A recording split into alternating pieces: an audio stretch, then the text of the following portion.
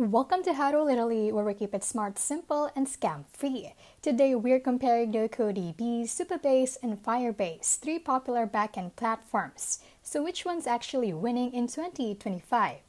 Nocodb is an open-source tool that turns any database into a smart spreadsheet.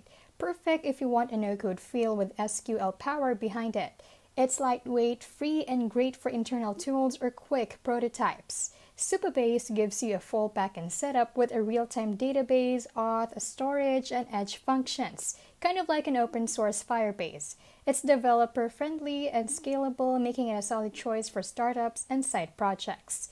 Firebase, backed by Google, is still one of the most trusted platforms. It's great for real-time data, push notifications, and mobile-first apps. But it's not open source and costs can stack up fast as you scale.